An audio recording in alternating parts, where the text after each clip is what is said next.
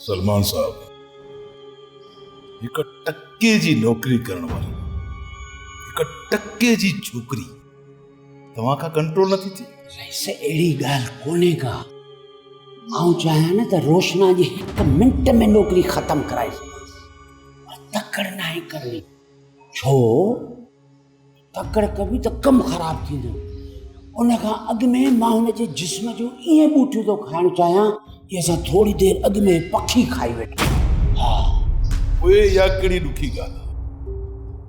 जेकॾहिं तव्हां में हिमत न हुजे त पोइ पंहिंजा माण्हू घुराए छोरीअ खे अगवा कराए तव्हां वटि पहुचाए सघां थो।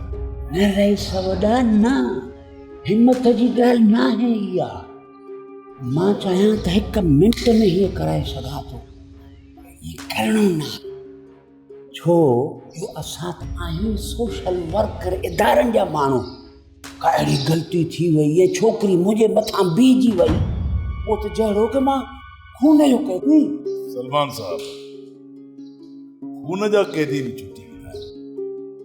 तव्हां त पोइ बि मुंहिंजा जिगरी यार आहे, तव्हांखे बि छॾाए वठंदासीं।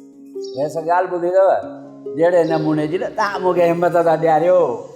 लॻे थो त इहो कमु मूंखे बसि जल्द करिणो पवंदो। हा सलमान साहब ही सॼो तर मुंहिंजो आहे। तव्हांजा सभु तड़ घोड़ा ज़मीन दरिया मुंहिंजा आहिनि। तव्हांजो को पखी बि मुंहिंजी इजाज़त खां सवाइ पर न हणी सघंदो। जेको मुंहिंजे आॾो टिड़ टिड़ कंदो आहे न, सीनो साईंदो आहे न, उनजो सीनो चौक करे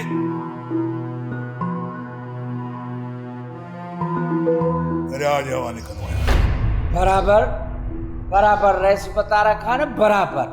वाह वाह। हिते जेको असांजी ताक़त जे ख़िलाफ़ ॻाल्हाईंदो आहे न, उनखे जानिब जे गुम करे छॾींदा आहियूं। जेको बि जानिब जी हिमायत कंदड़ हूंदो न, उनखे आंगर मछ जी बीही वेंदासीं। ऐसा मांजी ताक़त और हिम्मत के सफ़ा सलाम। सलमान साहब तोखे जेको वणे उहो कर।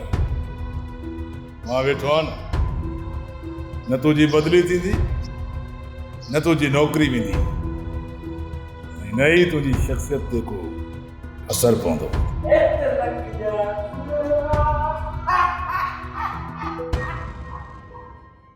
सब्सक्राइब कयो असांजो official YouTube channel Sindh TV HD drama ऐं वधीक अपडेट लाइ बेल आइकन खे क्लिक करियो।